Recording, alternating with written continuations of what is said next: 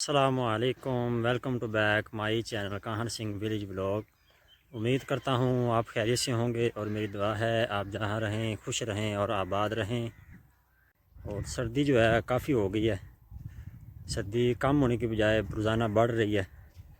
और जनवरी की आज तकरीबन 22 तारीख होगी, लेकिन सर्दी जो है वो कम नहीं हो रही, ना धूप निकल रही है और काफ़ी लोग भी बीमार हो रहे हैं। हल्की फुल्की धुंध है और साथ में हल्की सी हवा भी है और हाथों को ऐसे लग रही है ना जैसे हम मरी के इलाके में फिर रहे हैं। इतनी ठंड हो गई है, इतनी ठंड है कि लोग जो हैं करुंड हो गए हैं, इकट्ठे हो गए हैं। ये देखें।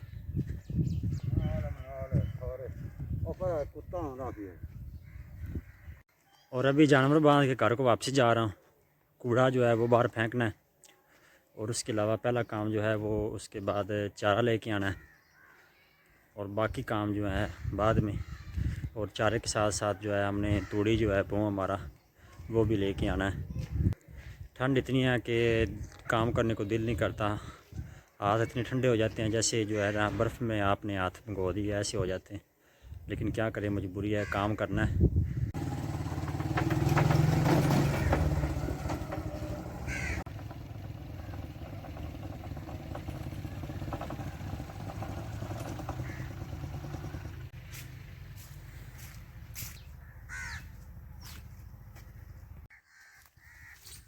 साढ़े कर लेंगे।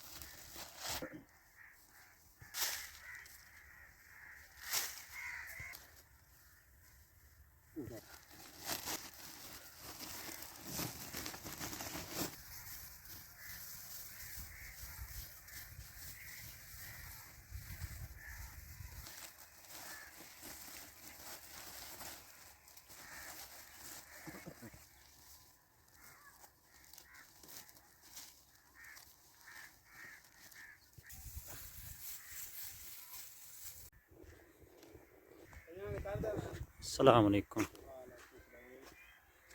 पुन्नी के उबाली भुनी हुई बोला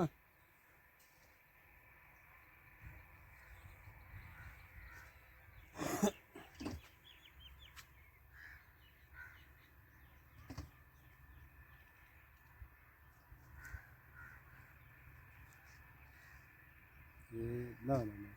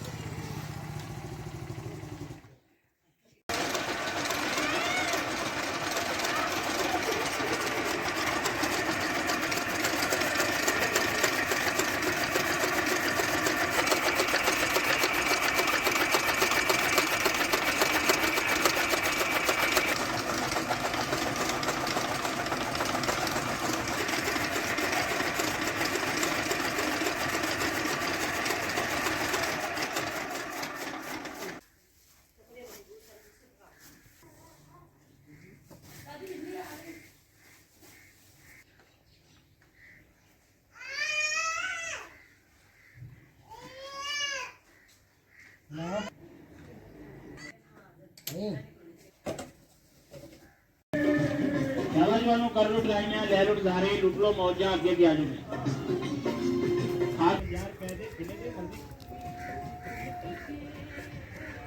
ओ डॉक्टर बुलाओ डॉक्टर बुलाओ डॉक्टर